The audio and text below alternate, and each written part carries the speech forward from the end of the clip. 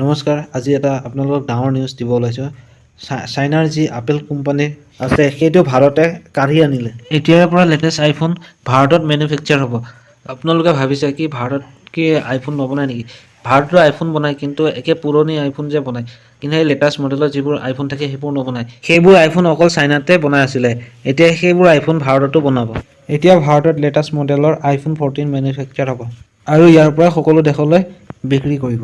ইয়াৰ সম্ভৱ কেনেকৈ হ'ল? আপোনালোকেতো জানেই, চীন আৰু টাইৱানৰ মাজত যুদ্ধ হওঁ পৰিস্থিতি চলি আছে।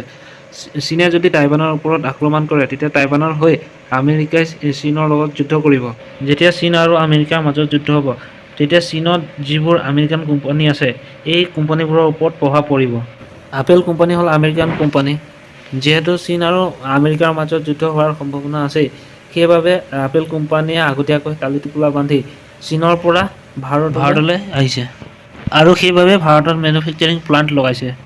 চীনে যিকোনো সময়ৰ ভিতৰতে টাইৱানৰ ওপৰত আক্ৰমণ কৰিব পাৰে। চীনে এনেবোৰ কাণ্ড যিমানে কৰিব, তিমানে ভাৰতৰ কাৰণে ভাল হ'ব। কাৰণ চীনত যিবোৰ ডাঙৰ ডাঙৰ কোম্পানী আছে, সেইবোৰ কোম্পানী চীনৰ পৰা চব ওলাই যাব।